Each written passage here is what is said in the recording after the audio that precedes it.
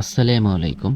বাংলাদেশ সরকারি কর্ম কমিশন সচিবালয় বা বিপিএসসি এর অধীনে ১৩টি ক্যাটাগরিতে ৯০টি শূন্য পদে একটি নিয়োগ বিজ্ঞপ্তি প্রকাশিত হয়েছে। এই নিয়োগ বিজ্ঞপ্তিতে আপনারা কিভাবে আবেদন করবেন, আবেদন ফি কত বা আবেদন যোগ্যতা বা শিক্ষাগত যোগ্যতা কী, সকল কিছু নিয়ে আলোচনা করব আজকের এই ভিডিওতে।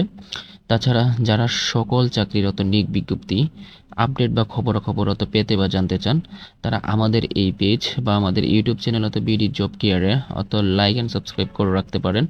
তাহলে সবার আগে আপনারা চাকরির আপডেট বা নিয়োগ বিজ্ঞপ্তিগুলো পেয়ে যাবেন। তো শুরু করছি আজকের এই আলোচনা। ১ নম্বর যে পদটি রয়েছে সেটি হচ্ছে কম্পিউটার অপারেটর এবং এর পদসংখ্যা হচ্ছে ৬টি। ২ নম্বর হচ্ছে প্রশিক্ষণ সহকারী, পদসংখ্যা হচ্ছে ১টি। ৩ নম্বরে ৬০ মুদ্রাক্ষরিক কম্পিউটার অপারেটর, পদসংখ্যা হচ্ছে ৬টি এবং ৪ নম্বর হচ্ছে হিসাব সহকারী, পদসংখ্যা ৫টি। ৫ নম্বরে অফিস সহকারী কম্পিউটার মুদ্রাক্ষরিক এবং পদসংখ্যা হচ্ছে ১৩টি। ৬ নম্বর রয়েছে কম্পিউটার মুদ্রাক্ষরিক, পদসংখ্যা ৫টি। ৭ নম্বর রয়েছে ডাটা এন্ট্রি অপারেটর, পদের সংখ্যা হচ্ছে ১টি। ৮ নম্বর হচ্ছে অভ্যর্থনাকারী, পদের সংখ্যা হচ্ছে ১টি। ৯ নম্বর রয়েছে টেলিফোন অপারেটর, পদের সংখ্যা ২টি। ১০ নম্বর রয়েছে গাড়ি চালক, পদের সংখ্যা ৫টি। ১১ নম্বর অফিস সহায়ক, পদের সংখ্যা হচ্ছে ৩৬টি। নিরাপত্তা প্রহরী, পদের সংখ্যা ১টি। পরিচ্ছন্ন কর্মী, পদের সংখ্যা হচ্ছে ২টি।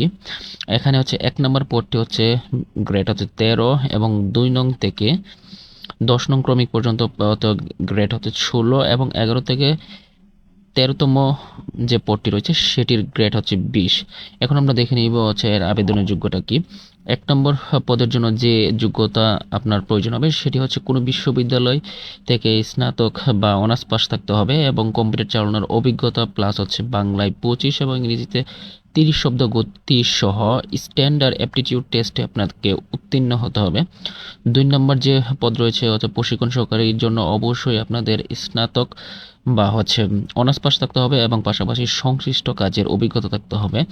৩ নম্বর যে পদটি রয়েছে সেটি হচ্ছে ৬০ মুদ্রাক্ষরিক কম্পিউটার অপারেটর, পদসংখ্যা হচ্ছে এর ১২টি। এটির জন্য অবশ্যই স্নাতক বা অনার্স পাস হতে হবে।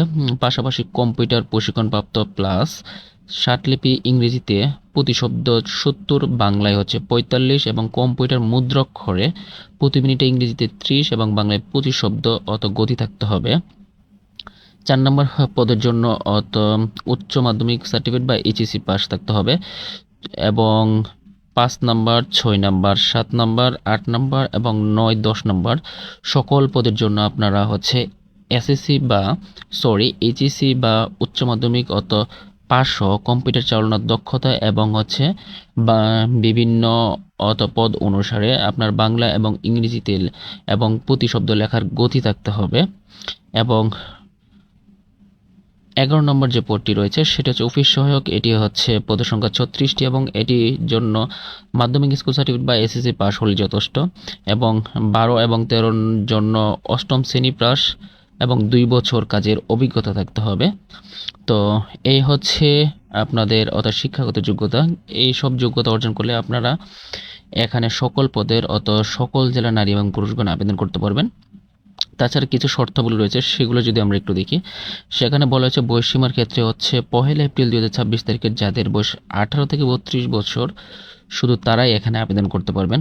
তাছাড়া হচ্ছে যে ওয়েবসাইটে গিয়ে আপনারা আবেদন করবেন সেই ওয়েবসাইটটি যে এখানে আমরা একটু দেখাই সেটি হচ্ছে bpscs.telecom.com এবং আবেদন শুরু হয়েছে ২৭ এপ্রিল ২০২৬ সকাল ১০টায় এবং আবেদন শেষ হবে ১১ মে ২০২৬ এবং বিকাল ৫টায় এবং আবেদনপত্র ওয়েবসাইটে আবেদন করার পর এবং আবেদন ফি জমা দেওয়ার জন্য ৭২ ঘন্টা সময় দেওয়া হবে।